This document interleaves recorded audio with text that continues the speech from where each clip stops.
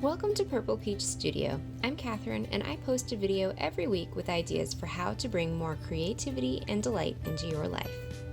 Today I'm coloring the summer picnic page available for download in my Etsy shop. Coloring can be a relaxing activity that helps you unwind, but it's also a great way to practice your creative and artistic skills, such as building a color palette and refining your fine motor control. Give it a try if you're looking for a simple way to flex your creative muscles while also de-stressing and having fun.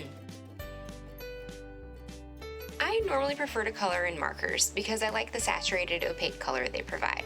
But today I have a brand new box of Prismacolor colored pencils to use instead. These are my absolute favorite colored pencils for their rich, smooth color. I recently learned that colored pencils are actually called pencil crayons in other parts of the English-speaking world, and I think that name is so appropriate because artist quality colored pencils have a consistency that is a lot more like crayons than other pencils.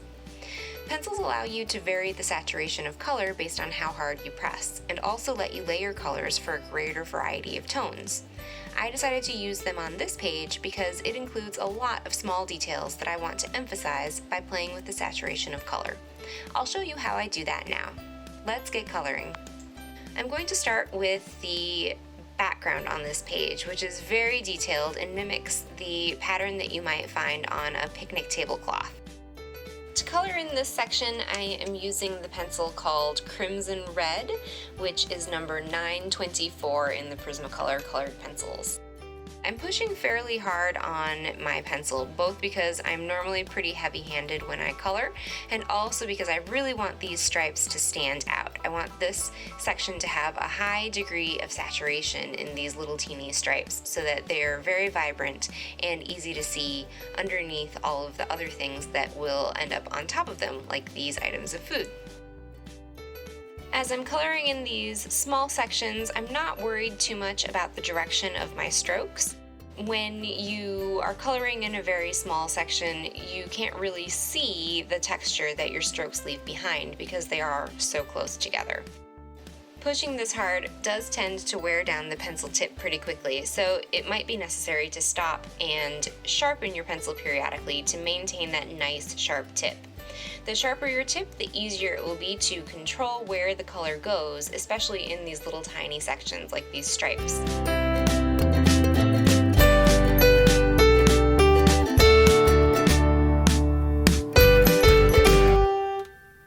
With the horizontal stripes, I decided to use this nice dark blue.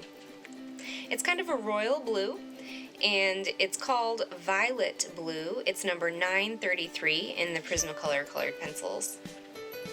And just like I did with the red, I'm pushing pretty hard as I'm coloring in these little stripes, just to give it a nice, concentrated, saturated color. This pattern will make the tablecloth look really vibrant behind the items of food sitting on top of it.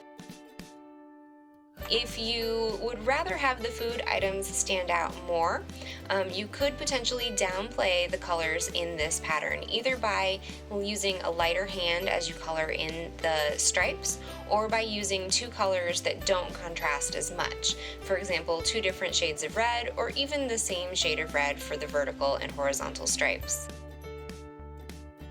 One really nice effect that you could go for would be coloring in these stripes with a fairly light hand, and then where they overlap, focusing on blending the two colors that you use, whether they are the same color, two shades of red, or whether they are red and blue. Then in these little sections of overlap, these diamonds, you would either have a very concentrated red color, or you might have a purple.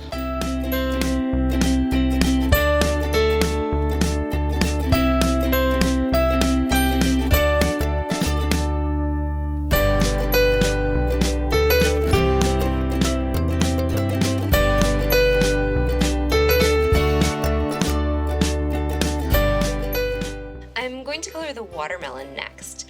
I'm coloring it in using my magenta colored pencil, which is number 930. As I'm coloring in the watermelon, I keep it pretty light for the first pass, and then I'm going over it again with another layer to get a more precise concentration of color. I'm coloring around the little seeds because I don't want them to be pink. Obviously, I'm going to go back in with a black pencil later on to pull these out. Don't be afraid to turn your paper as you're coloring. You can see that I'm turning my paper quite a lot as I'm coloring in these watermelons. That is to keep my wrist comfortable, but also because around these curves it helps to keep your stroke consistent, both in weight as well as direction. And if you keep your stroke consistent, then you end up with a smoother color overall. The texture of your strokes won't show through as much.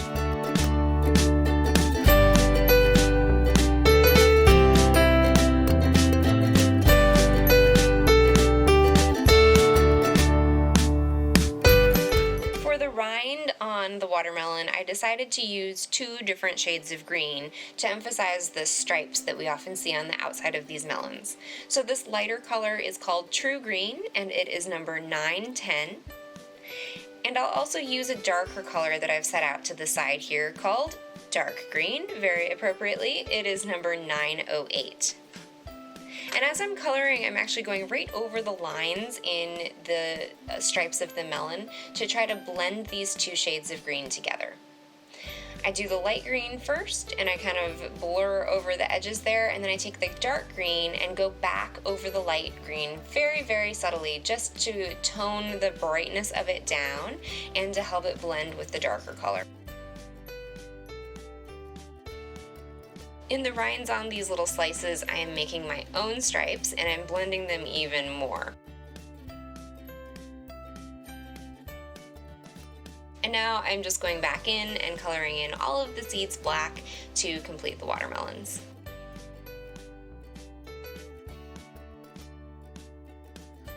And as you know from my previous video, I'm not a huge fan of canary yellow, and lucky for us, corn is not usually that bright canary yellow color. Hooray! So I am using yellow ochre, number 942, to color in most of the kernels. If you've ever looked closely at a cob of corn, you'll notice that not all of the kernels are exactly the same shade of yellow. So when I'm done with the yellow ochre, I'm going to go back in and fill in some of the kernels that I left blank with cream, number 914, just to give it a little bit of texture. The cream, you'll see, does not actually show up very well, so I'm going to go back over that with a slightly darker shade of yellow. This one is called Goldenrod. It is number 1034. I'm going to color in the ends of the corn and the little cob holders in a brighter yellow because I think that is appropriate for plastic cob holders. Up next, I'm going to color in the pie. That is the next largest area that I have to fill in with color, and it's directly opposite of the watermelon, so it's going to balance out the weightiness of the watermelon quite a lot. And I've decided that this is a cherry berry pie, which is my favorite kind of pie. So I'm coloring it in sort of a pinkish purple color. This one is called mulberry, very appropriately, since mulberry pies are delicious, and it is number 995. You'll see as I'm going here that this is a purple that has a lot of red or a lot of pink in it. And while this shade of magenta is probably one of my favorite colors ever, I think that it might be a little bit too pink for a pie. So I'm going back over it with a darker, more blue shade of purple. This color has a lot more blue in it. This pencil is called Violet, and it is number 932 in the Prismacolors. And you'll see here how even just a little bit of layering lets us tone down that pink enough that it makes it look a little bit more appetizing. For the crust, I decided to use the pencil called Ginger Root, which is kind of a beige-ish yellow color. It's mostly beige. It's got like a touch of gray and a touch of yellow in it, I would say. It is number 1084. And I'm going over the crust pretty lightly here so that I can layer on the color and get the tone that I want.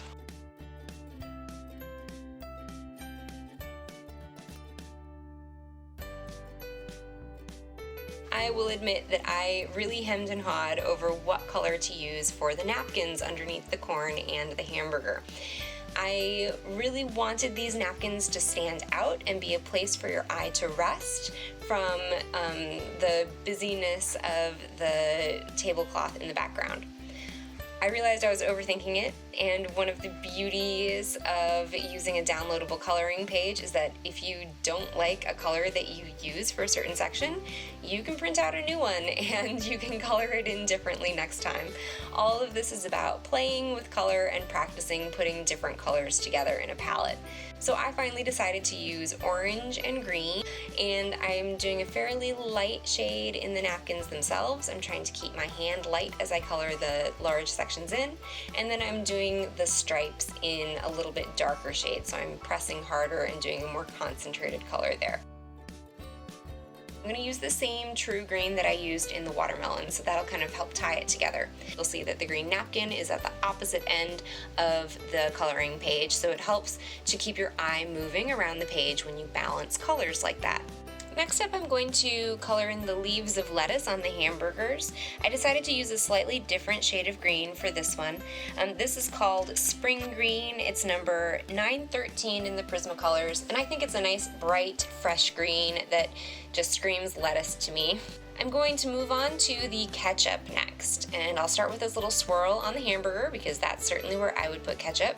And this ketchup bottle. I'm using a slightly different shade of red than I did elsewhere in the watermelon and tablecloth, and that is number 926. Now that that ketchup bottle is colored in, next up we've got this second squeeze bottle, which in my mind is always going to be mustard, because mustard and ketchup to me go together like mustard and ketchup. But you of course could make it mayonnaise, you could make it pickle relish, whatever your heart desires. With the hot dogs themselves, I'm going to do a little bit more color layering. I'm starting out by laying down a little bit of this burnt ochre color. So it's number 943, and I'm going pretty lightly here. I don't want this to be a really solid brown. And then I'm going back around with my red and layering on top of it. And you can see as I layer that on, this ends up with a really hot dog-y color. For the hamburger, I'm doing a much darker brown, and I'm pushing pretty hard so that it's a concentrated color. The buns I'm going to do in a similar tone to the pie crust, but I want them to be a little bit darker. So I'm going over these buns with the ginger root color, 1084, and then I'm going to do the same thing as I did with the hot dogs, and I'm going to layer on a little bit of brown this time.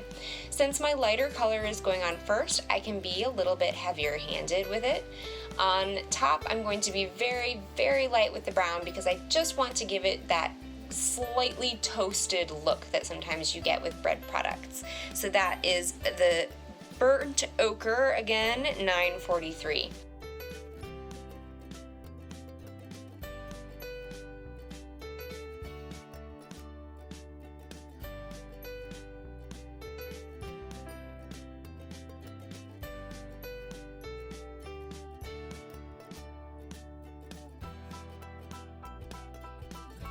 Alright, I can't believe it. We are done with the main part of this picture already. So now let's move on to the border. I'm just going to color in the hot dog, burger, and ketchup and mustard squeeze bottles the same way I did in the main picture. And then moving on to the stripes and watermelons. So again, watermelons will be in the same shades as I used in the main picture. I'm going to use this magenta in the fruit, and I'm not going to worry about the seeds too much because they're already pretty solid. And then rather than doing stripes in the rinds, I'm just going to go in and use the dark green to color them in solid because I want it to stand out a little bit more, and I want there to be a little bit more contrast between the fruit and the rind in the border. Since it is such a small space, I think that it's important to keep the colors a little bit simplified. In the larger areas where you're putting in color, you can use more detail.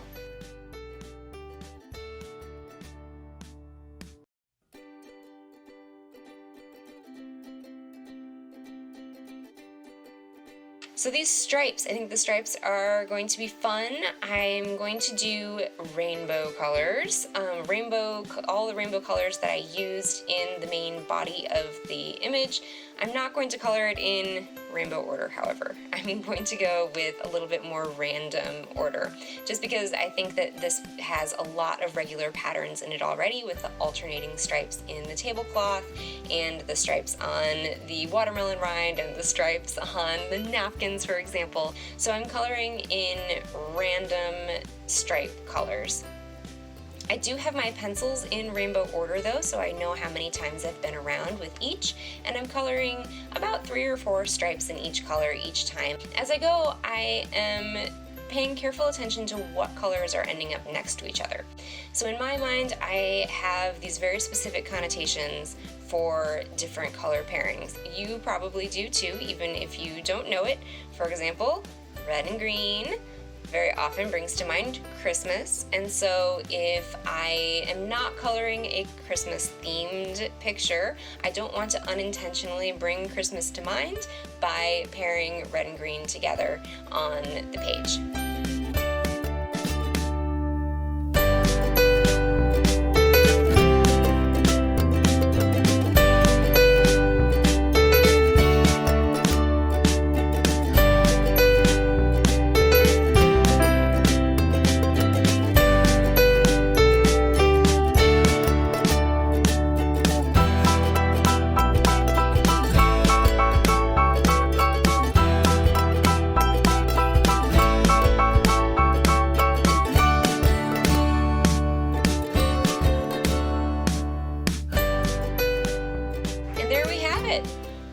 Our original drawing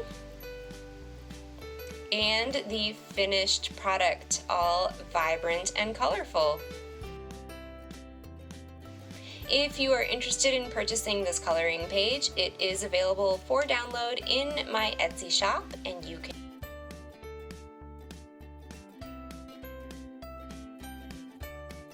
Thanks so much for coloring with me today. If you do color in my picnic coloring page, be sure to tag me on Facebook and Instagram. I'm at Purple Peach Studio. Have fun.